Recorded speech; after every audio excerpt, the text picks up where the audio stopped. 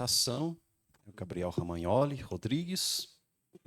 Ele trabalhou o tema do encontro da filosofia com o cristianismo, o Logos, no pensamento de Justino de Roma.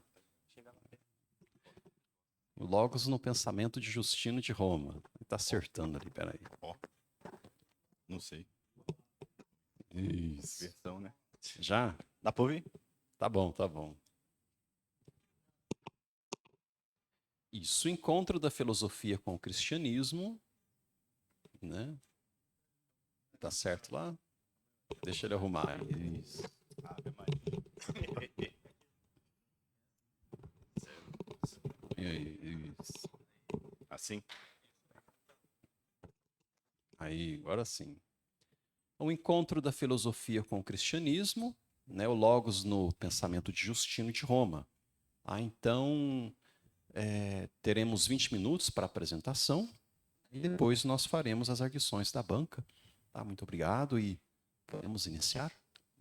Bom dia a todos. Agradeço pela presença, principalmente pela disponibilidade de meu avaliador, Padre Alessandro, e de meu orientador, Frei Elton.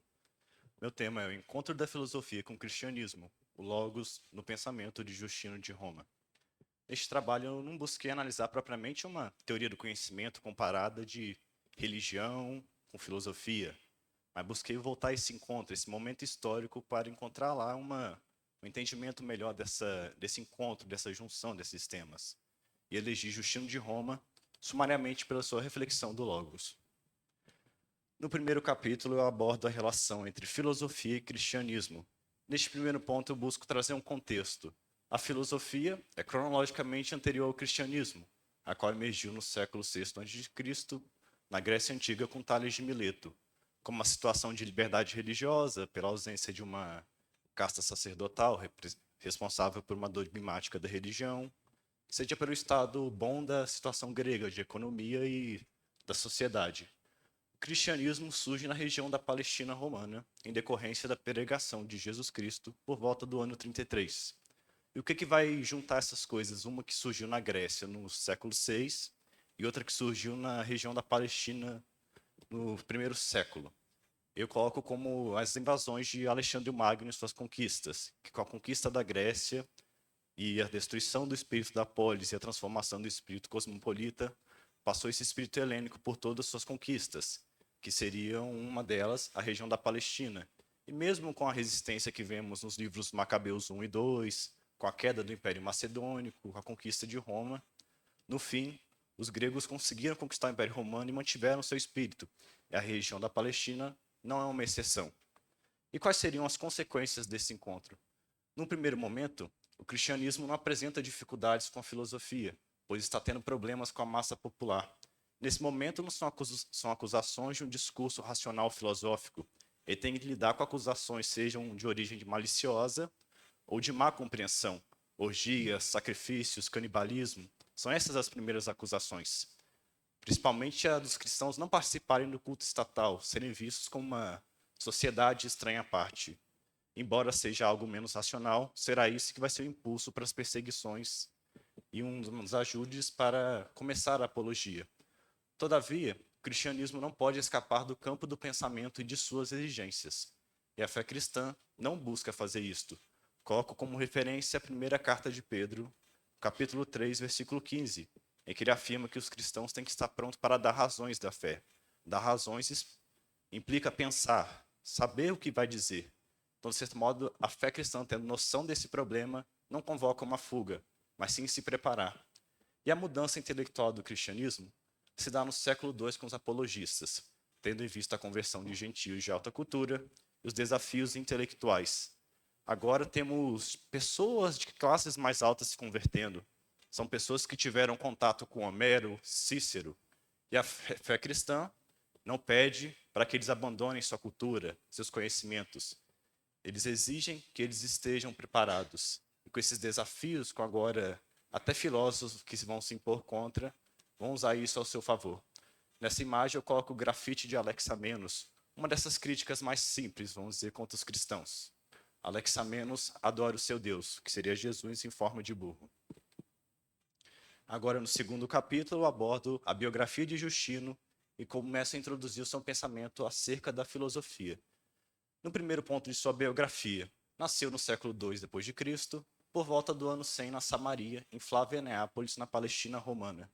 Advindo de família gentia, prováveis colonos, não tendo influência do meio religioso judaico. Em seu próprio diálogo com o judeu Trifão, ele afirma que não era circuncidado, uma coisa que seria inaceitável para um judeu. E era dotado de uma grande inquietação, tinha uma avidez pelo saber. Como muitos da sua época, foram embarcar numa jornada filosófica para saciar essa vontade. No itinerário filosófico de Justino, primeiro, ele encontra um estoico e estuda com ele, só que ele o vê como insuficiente, pois ele não propõe o conhecimento de Deus, algo que Justino já procurava mesmo como um pagão. E o próprio estoico, não vendo que isso era necessário, Justino vendo que não iria para lugar nenhum, o abandona. Depois, ele se encontra com o peripatético, só que ele também o abandona, pois ele estava mais preocupado com o pagamento que ia receber do que propriamente com ensinar filosofia. Justino, vendo isso como algo indigno de um filósofo, o deixa. Em terceiro, vai para um pitagórico, mas Justino nem consegue estudar com ele. Logo, ele é recusado. O pitagórico exige que ele conheça astronomia, música, matemática. Justino, não sabendo, não pode mais estudar com ele. E por fim, os platônicos, onde ele acredita se encontrar, ter achado a filosofia verdadeira, pois ela possibilitava o conhecimento de Deus, a contemplação.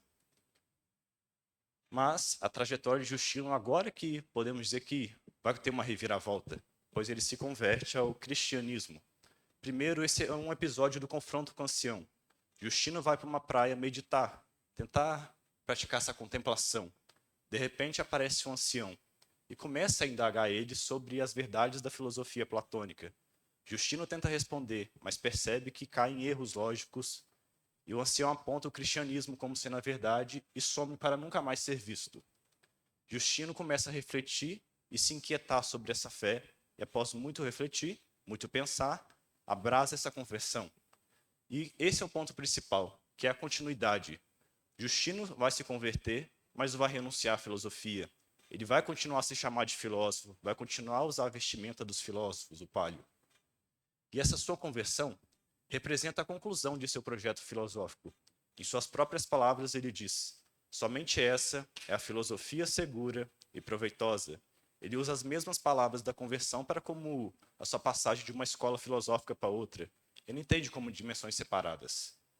E Justino tem sua importância na medida em que buscou trazer para a igreja os esforços intelectuais do seu tempo. Ele, mantendo a sua cultura filosófica, normalmente a utilizou, trazendo principalmente a sua influência platônica para o cristianismo. Ele, posteriormente, fundou uma escola em Roma, que continuava a propagar a filosofia, e por causa dela foi martirizado no ano 165 d.C., pois foi denunciado um filósofo rival seu. E, junto a algum de seus discípulos, foi martirizado em Roma sob o governo de Marco Aurélio. Agora, propriamente, o seu pensamento em relação à filosofia. O primeiro argumento que ele usa: o sofrimento dos filósofos é em decorrência da verdade. O cristianismo tem um problema único, diz que existe uma só verdade. E o que fazer quando nós temos a verdade e vemos, de certo modo, ela em outro? Já que existe só uma, tem que ser da mesma essência de verdade. Então, Justino propõe que, por exemplo, a figura de Sócrates, muito admirada por ele, ele sofreu porque defendendo essa verdade e por causa dela sofreu, igual aos mártires cristãos. Não sem motivo ele o chama de cristão antes de Cristo. Ele também aponta a ação dos demônios, responsáveis pelas heresias e o sofrimento dos seguidores da verdade. Do mesmo modo que contra os cristãos, os demônios, odiando a verdade e odiando ao Cristo, atacam os seus discípulos. Os filósofos também, em prol da verdade, são atacados. E esses demônios tentam confundir por essas heresias e falsas religiões. Justino afirma que os deuses pagãos são os próprios demônios. E, por fim, o argumento da antiguidade. Os filósofos dependem das sagradas escrituras, em que afirma que Platão é inspirado por Moisés. Poderia ser um simples furto a Gregório, tipo, ele leu no Gênesis e por isso tem essas ideias. Ele até afirma que o próprio Timeu seria uma inspiração do Gênesis, só que com certos erros da má compreensão de Platão. E coloquei essa foto de um monastério na Grécia Central, que representa Justino à esquerda, e em seu lado o próprio Homero. De certo modo, uma amostra desse aceitamento dos filósofos. Agora aborda o ápice de seu pensamento, o Logos, que é o que mais valorizamos de seu pensamento, pois agora a apologia já não é algo tão mais necessário nos dias atuais, podemos dizer dessa forma, não é mais um problema. E o Logos é o que mais continuou de seu pensamento, o que mais foi aproveitado. Mas, em primeiro lugar, falarei antes de Justino, o que poderia ser sua influência desse Logos? Primeiramente, na Grécia Antiga, significa discurso racional, se contrapõe ao mitos, isso é, um discurso com base nos deuses. E o Heráclito é considerado seu sistematizador, o que entendia como lei cósmica. Os estoicos. Coloquei os estoicos, pois muitos consideram que Justino pegou a sua ideia do logos espermáticos deles. Só que os estoicos entendem o logos como um princípio ativo, logos espermáticos como a única razão esperada nas coisas. Só que aqui está o problema. Ele é imanente, tem natureza material. Os estoicos recusam qualquer coisa de natureza espiritual, pois o que não tem corpo não tem como agir. E isso vai ser o que vai diferir de Justino, pois ele entende o logos como de natureza espiritual. Philon, o coloquei pois era importante por sua influência na patrística e no Evangelho de João, embora até coloquei entre aspas, pois é algo muito debatido se realmente houve uma influência de Philon no Evangelho. E ele entende o logos como um instrumento intermediário da ação divina, uma transformação da ideia de demiurgo e esses elementos de Platão. E por fim o Evangelho de João. Nele se introduz a reflexão de logos na reflexão cristã. Ele vai ser um dos principais elementos, junto com algumas epístolas paulinas, a começar a reflexão filosófica dentro do cristianismo, a dar esse impulso. O contexto da escrita, público e escritor. A escrita foi escrita na cidade de Éfeso, na Grécia, para um público que se dividia entre judeus, mas principalmente pagãos. Não sem motivo está escrito em grego e essas palavras para que esse público conseguisse entender. Mesmo que alguém não conhecesse a fé judaica, pela noção de logos poderia ver que aquilo seria uma coisa bem importante. E a originalidade, o verbo se fez carne, que junto com outros versículos é o que faz o logos ser algo diferente de qualquer tradição da especulação judaica ou da filosófica. João próprio fala no primeiro versículo, o verbo era Deus, junto com o verbo se faz carne, é uma implicação nova, uma coisa inédita para a reflexão cristã, algo inédito comparado com qualquer das teorias do seu tempo. Agora, abordando propriamente o logos justínico, poderia ser entendido como conveniência apologética, mas sumariamente é entendido como necessidade teológica. Muitos podem dizer, não só de Justino, mas dos filósofos como um todo, que simplesmente escolheram por conveniência a palavra do logos. Era um público que eles queriam atingir, escolheram um vocabulário que era interessante, útil para eles, e por causa disso utilizaram. Mas não, era uma necessidade que o cristianismo precisava se provar como uma religião verdadeira, não mais uma mera seita ou invenção do seu tempo. Deste modo, ele propõe que esse logos é o que consegue mostrar, pelo menos na cosmologia, que o cristianismo é tão antigo quanto a criação, mostrar sua verdade. E quem é o logos? Não é o que é o logos, não é um princípio aleatório ou coisa do tipo, mas é uma pessoa. Justino, mesmo como filósofo, é um pensador bíblico. Então é este quem? Jesus Cristo, Filho de Deus, o Verbo encarnado, como fala na primeira apologia. Só que sua reflexão é imperfeita, embora não desmereça o valor dela. Muitos dos padres da igreja cometeram erros. Temos que lembrar que Justino é um tipo de pioneiro e está começando essa reflexão. Ele não tem um terreno como nós temos já preparado para refletir em cima. E ele recaria no erro do subordinacionismo, em que Cristo é um tipo de ferramenta de Deus Pai. Mas não só ele, alguns outros, como Clemente de Alexandria e Irineu de Lyon, também caem nesse erro. Mas não chega a ser um tipo de heresia, mais uma imperfeição. Agora, adentrando no principal que me fez escolher ele para esse trabalho, o logos espermáticos, significa sementes do verbo, da tradução grega. Ele o entende como logos é a razão pessoal de Deus, em que todos os homens participam. Os acertos e os erros dos filósofos com provas deste argumento. Não há nenhum homem que conseguiu escapar desta influência do logos, mas não uma influência algo externo. Todos os homens têm essa semente de forma eterna, essa influência do logos. Todos os homens, mesmo antes do próprio Cristo. E ele utiliza os filósofos como forma de comprovar. Os filósofos acertaram, têm suas verdades. Se compararmos com a própria filosofia cristã, com a religião cristã, principalmente, vemos certas semelhanças. E como explicar isso? Ele explica que são essas sementes que permitiram esses acertos. Ah, mas se eles acertaram, então eles não têm a verdade? Não, os erros servem como isso. Eles se contradizeram entre si. Justino mostra que eles tinham, então, os acertos, mas faltava alguma coisa. Faltava a semente total. Por isso erraram. Tiveram seus acertos, mas, portanto, não atingiram a perfeição. Esse logos é importante, pois é a unificação de toda essa argumentação, principalmente proveitosa, acerca da filosofia. Primeiro, argumenta da antiguidade, mas agora ele é transcendido para além do furta Grecorum. Os filósofos têm a verdade, mas não total. Então, não é simplesmente um Platão que leu Moisés e pegou suas ideias. Porque poderíamos muito dizer com agora os historiadores que alguns profetas, por exemplo, são depois dos filósofos em ordem cronológica. Então, poderíamos combater esse argumento dessa forma. Mas Justino mostra, então, que não é simplesmente os filósofos roubaram, se inspiraram, mas tinham essa verdade dentro de si, um tipo de iluminação interna, essa semente. Então, tinham verdade, mas como é posto, não a tinham em totalidade. O gênero humano inteiro participa. Então, tem essa noção de cristãos antes de Cristo. Todos os que viveram de acordo com a razão e com a moral são cristãos. Todos aqueles que viveram de acordo com a razão, pelo menos de sua cultura, ou que não tentaram contradizê-la, como os filósofos, e se comportaram de forma moralmente adequada, são dignos dos títulos de cristão. Justino menciona nominalmente Sócrates e Heráclito, embora ele mesmo diz que não daria para se afirmar tudo, pois não haveria tempo e como explicar tudo. E eis aí um motivo proporcionado pela ação dos demônios. Os demônios, odiosos desse logos, dessa semente de verdade, combateram a todos os que tinham ela e tentaram ofuscá-la. Quem mais se aproximou da verdade, mais sofreu. Não à toa seria Sócrates morto por isto. E, por fim, o cristianismo, e só ele, é verdadeiro em completude, pois tem o verbo inteiro, isto é, Jesus Cristo. E o próprio Justino afirma: o que tem de bom nos filósofos nos pertence. Eles erraram, pois não tinham a verdade como toda, se contradizeram, pois tinham pedaços diferentes da verdade. Mas só no cristianismo, com o próprio verbo, com o próprio logo se revelando, se encontra a verdade completa. E aí Justino fala, de certo modo, para os cristãos. Se eles falaram coisas boas, nos pertencem, pois nós temos a verdade como um todo. Desse modo está um convite aí para se aproveitar da filosofia. Mas não se aproveitar de pegar e usar nosso bel prazer, simplesmente só pegar o que nos importa, mas de aprender a utilizá-la, de ver o valor nela.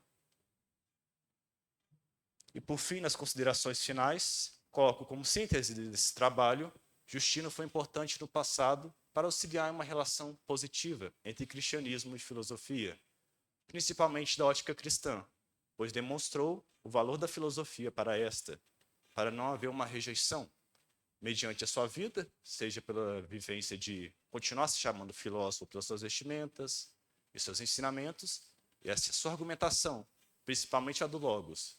Mas eu proponho, arriscando por conta própria, o Justino para além do passado. Filosoficamente, ele incentiva o clássico, ver a mensagem e não o mensageiro. Incentiva a avaliarmos agora a verdade dos conteúdos dos filósofos. Não olharmos o valor de uma citação por quem disse ela, mas simplesmente pelo que está escrito. E religiosamente, incentiva ao diálogo e encontrar o valor em diferentes tradições, sem que com isso implique perder a base própria. Podemos dialogar, podemos ver essa verdade nas outras religiões, mas sem que com isso nos sacrifiquemos. E assim encerro o meu trabalho.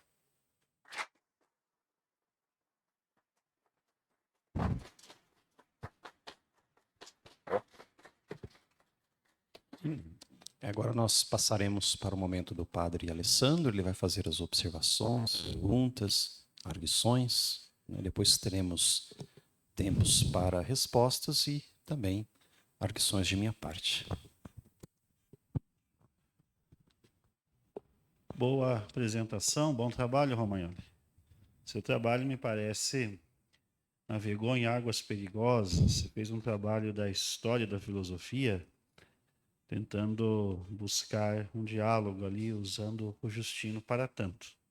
Mas você obteve êxito. Entretanto, me vêm algumas dúvidas em mente. Primeira delas, página 11, você cita um historiador, né, muito discutido, historiador da igreja, o Hobbes. Na citação lá ele fala de uma inquietação metafísica no velho romano pragmático. Nós sabemos que, apesar da cultura romana assimilar muito da cultura grega, aquele bojo filosófico grego não foi assim continuado pelos romanos, foi assimilado de uma maneira muito peculiar. Tanto é que um dos legados dos romanos para o Ocidente não é tanto a filosofia, é mais o direito, ou talvez uma filosofia do direito. Bom, isso posto, a pergunta é: o que você acha dessa questão de inquietação metafísica que o Hobbes colocou no trabalho? Você concorda com isso? Se concorda, por que concorda? O que vos parece isso? Então, primeiro, o Hobbes eu entendo que, estudando profundamente, não é um historiador de alta categoria comparado com outros. É sua própria leitura, vejo que ele foca também um pouco mais pela poética da sua reflexão, um pouco de literatura também. Embora considerei que não são fatos também fora da realidade. E considerei proveitoso utilizá-lo para o meu trabalho. Neste ponto dos romanos, sim, eu até citei no trabalho aquela noção que os gregos, de certo modo, conquistaram Roma, foram conquistados o seu território, mas pela sua influência do pensamento, essas coisas, conquistaram Roma. E sim, não seria. Os romanos não legaram uma própria filosofia para nós. Mas julguei como interessante essa reflexão dessa quietação. Porque, pelo menos para mim, faz sentido. Essa transformação de um culto meramente estatal, como veremos Roma posteriormente com qualquer imperador que morria já se tornava um deus, e não haveria, como vejo, uma própria oração, uma devoção do povo romano. Então vejo como lógico essa coisa, já que os romanos não criaram uma metafísica, os gregos tendo contato com eles poderiam criar esse espírito metafísico, surgindo, portanto, uma inquietação. Muito bem. Na página 28, você fala lá do sofrimento dos filósofos, principalmente o de Sócrates, revela uma intrínseca conexão com os cristãos. Bom, entendo eu que essa questão aí do sofrimento é muito também uma questão de época para Justino, para os seus pares e tudo mais. O que você acha que conecta essa questão do sofrimento socrático, tido como martírio na apologia lá que Platão nos legou, e o sofrimento de Jesus Cristo, já que via de regra, né, do ponto de vista filosófico, assim pensam os historiadores, os exegetas. Se você olhar o personagem Jesus Cristo, do ponto de vista filosófico, talvez ele seja o máximo que ele pode ser considerado filosoficamente, talvez seja um filósofo cínico. Pelo menos isso que a literatura nos lega, né? A história, alguns exegetas. Então, o que você acha que, já que você põe no seu trabalho, o que você acha que aproxima um do outro na visão aí do Justino, que ele é o pensador que você estudou? Como base, não cheguei a aprofundar a figura de Jesus. Como cínico, não posso afirmar neste ponto. Agora, coloquei no próprio trabalho essa coisa do argumento, principalmente na contemporaneidade, hoje podemos entender como um argumento mais emotivo, de olha como eles sofrem iguais a nós. Mas eu coloquei como elo essa noção de o compartilhamento dessa verdade. Por isso que o Logos seria o que unifica isso, como mostro no terceiro capítulo. De certo modo, Sócrates também tinha um pouco dessa semente. E ele sofreu, então, de certo modo, pela mesma verdade que os cristãos. Por isso que eu julgo que essa é a relação que Justino aponta. E claro que o Justino tem essa coisa da época, que seria uma época muito sofrida, nem ele próprio escapou do martírio. E também Justino era muito admirador de Sócrates. O próprio estilo da sua primeira apologia ao imperador é, de certa forma, tido como inspirado na apologia a Sócrates, de Platão. Só mais duas, tá, Romário? Na página 37, lá no ponto 313, você começa dizendo que a Bíblia tem magna influência sobre a religião cristã.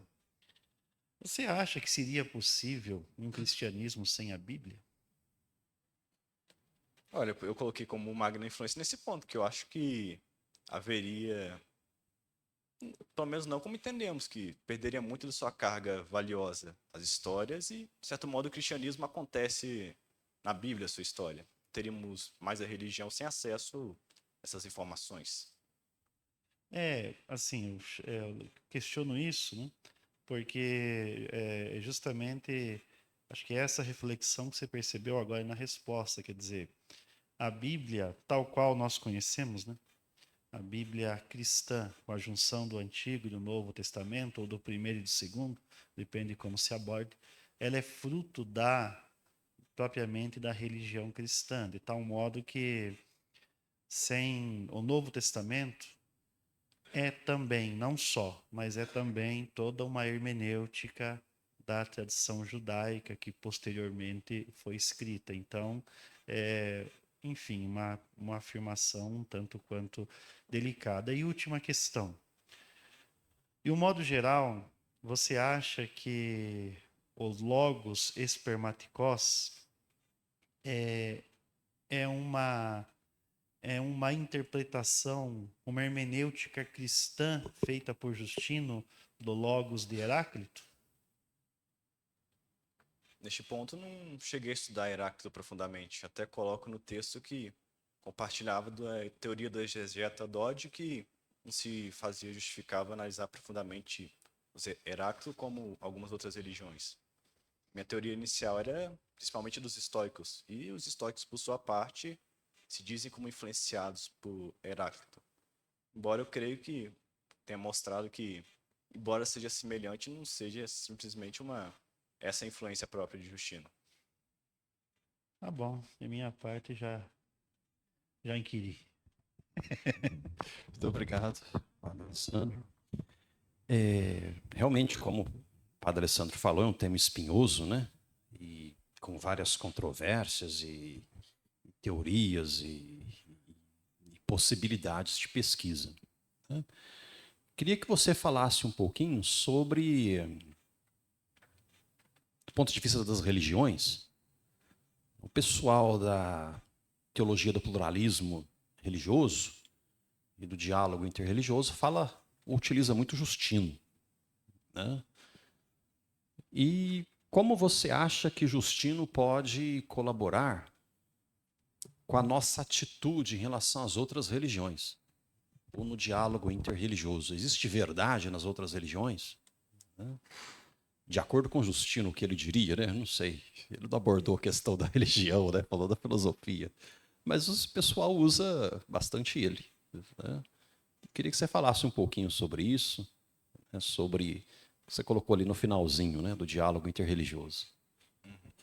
Então, nesse ponto, realmente não é Justino que afirma. Eu, julgando essa comparação, achei que poderia vê-la.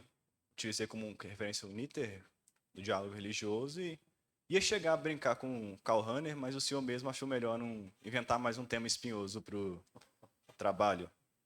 Mas julgo que sim, pelo menos essa lógica eu vejo como algo que possibilitaria esse diálogo e de forma segura.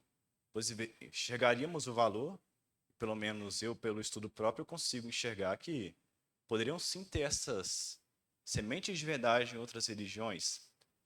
Tem algo de verdadeiro, podemos ver com comparação a outras religiões. De contato próprio, já tem a leitura do Alcorão e o Scarpa já me apresentou o Bhagavad Gita. E vemos certos elementos ao menos na sese, na forma de compreensão religiosa. Não afirmando que esses livros apresentam uma teologia segura, do tipo, mas vemos certas semelhanças. O Bhagavad Gita posso apontar a sese, que às vezes se assemelha muito à sese cristã. O islamismo, embora bastante contradições, apresenta certos elementos que fazem sentido com a realidade. Então não posso negar esse argumento. Eu consigo ver pela razão própria, tirando o cristianismo, que aquilo faz sentido e comparando o cristianismo, bem que tem semelhanças. Se eu nego eles totalmente, eu vou negar um pedaço meu também. Então vejo que sim, esse argumento é lógico nesse ponto, que mostra e justifica essas verdades, mas é importante na medida que não dilui. Não um perennialismo que seria Deus no alto, no plano, esqueci, esotérico, com S, e quando chega no esotérico no externo, se divide em vários feixes de luz em várias religiões. Não, o cristianismo ainda é apontado como sendo a religião verdadeira, então ele ainda mantém essa base, essa verdade total, mas nos permite dialogar, enxergarmos o valor em outras tradições. Muito bem. E outra pergunta seria... Eu queria que você falasse o porquê Justino, certo? Por que você escolheu Justino e o que te chamou a atenção nele? Seu interesse também por filosofia da época dele, não só dele, de Agostinho. Queria que você falasse um pouquinho sobre isso. Uma questão mais pessoal mesmo. Não, sim. Não, quando cheguei, comecei aqui no Instituto, acho que aquela ânsia que todos têm quando começam de querer conhecer muito, inventar moda, vamos dizer assim. E o que eu gostava bastante, pelo menos no meu contato anterior do seminário, era um pouco da patrística. Aí cheguei aqui, eu estava interessado em ver isso, conhecer isso. E foi, acredito, com o senhor mesmo, conversando com o senhor, que você me apresentou Justino, junto com alguns outros nomes, como Clemente, Irineu, entre outros. Eu fui curioso, porque Irineu, por exemplo, já tinha ouvido falar. Justino era algo inédito e fiquei curioso para saber o que ele dizia. E vendo, conhecendo esse pensamento dele, senti, vamos dizer, esse gosto. Não sei explicar no primeiro momento. Vamos dizer, gostei de primeiro momento. E depois eu vi que esse argumento dele foi algo que me mudou um pouco, como digo, até nessa coisa da filosofia e da religião. Me fez enxergar o valor do diferente também. Como eu dizia antes, eu já era um pouco mais difícil de citação. Se eu via a citação boa, mas via que era alguém duvidoso, já não animava tanto de valorizar ela. Então, Justino foi meio que impulsionador para cultivar em mim essa atitude filosófica e de valorizar o próximo, mesmo que não concorde com ele, e também de tentar esse incentivo de conhecer o diferente. Eu tinha medo propriamente de, no quesito religioso, de estudar as diferentes religiões. Justino me ajudou a ter esse impulso de ir para frente, de estudar mais. Muito obrigado. Então nós vamos lá fazer a sua avaliação e já retornamos. Obrigado.